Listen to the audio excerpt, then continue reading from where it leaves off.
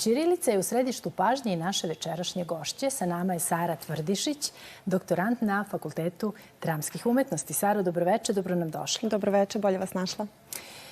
Ti radiš doktorsku disertaciju u središtu pažnje ćirilica. Zašto si se opredelila za ovu temu? Pa pre svega ćirilično pismo u savremeno doba, dosta se o tome i priča u medijima, ali izuzetno ugroženo. I ne samo u svakodnevnici, već kada pogledamo posebno u sferi interneta. Moj rad je upravo fokusiran na poziciju ćiriličnog pisma u internet sferi. Dakle, to je ono čime se primarno bavim. I zahvalna sam naravno i svojoj instituciji, Fakultetu dramskih umetnosti, mentorki Mileni Dragićević-Šešić, komentoru Milanu Gnjatoviću sa Policijskog kriminalističkog univerziteta. Dosta me podržavaju u tome, u samom istraživanju i taj rad čini mi se da ide za sad svojim dobrim tokom. A tvoje istraživanje je bilo vrlo zanimljivo. Pričala si mi da si bila na Avali, tamo postoji jedan centar gde se stranci, odrasli ljudi obučavaju, to jest uče srpski jezik.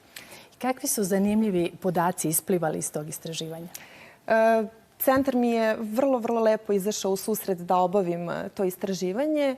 145 ispitanika je učestvovalo. Oni govore preko 60 različitih maternjih jezika. Dakle, to je bilo u upitniku jedno od pitanja da se izjasne.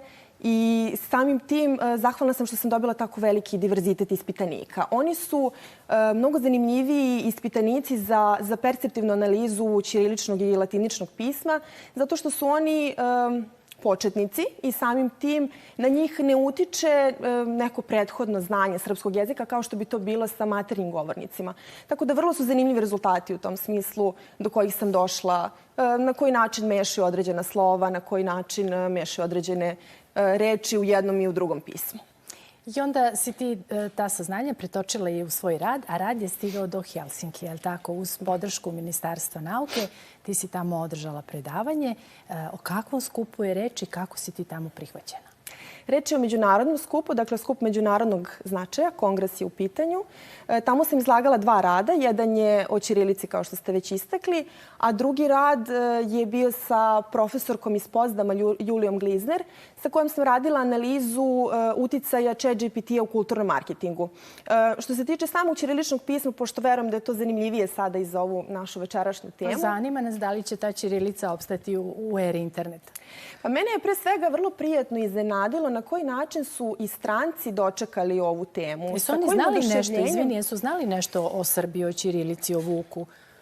Ne toliko, ali kada su čuli pojedine uvide do kojih sam došla, shvatili su koliko je to značajno ne samo na našem lokalnom nivou u Srbiji, već prosto i globalno, zato što očuvanje kulturnih baština malih zemalja kao što je Srbija u odnosu na svet vrlo lepo utiče i na očuvanje svetske kulturne baštine. I sam taj diverzitet koji mi pre svega treba da čuvamo i da negujemo je nešto što su i drugi uvideli kroz samo to moje izlaganje. I zanimljivo mi je recimo da su i sagovornici iz različitih zemalja primetili da i kod njih u njihovim zemljama postoje slični problemi. Litvanija, Bugarska i tako dalje. Dakle, oni imaju... Da, srodni jezici, je li tako? Da. Pa onda su i slični problemi.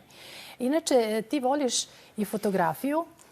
Jeste. To si od malih nogu, time si počela da se baviš. Pa si dok si bila u Helsinkiju napravila jedan video materijal, sama si izmontirala i mi to možemo da vidimo. I dok gledamo, ti nama reci kakvi su tvoji utisci o zemlji, o gradu, u kom si bila? Vrlo je zanimljiv grad. Dosta je mali, tako da sam stigla da ga obiđem i više puta. I onako dosta znamenitosti da vidim. Zanimljiv mi je recimo bio njihov nacionalni muzej u kom imaju veliki broj interaktivnih elemenata. Evo nešto sada gledaoci od toga i mogu da vide. Dakle, dosta eksponata u izložbi je nešto gde vi sami možete da uzmete učešće, da se vaša fotografija pojavi na zidu sa drugim izlagačima i sam grad po sebi je pun neke kulturne istorije i recimo išla sam trajektom do njihove Ostarske tvrđave, što mi je bilo veoma interesantno.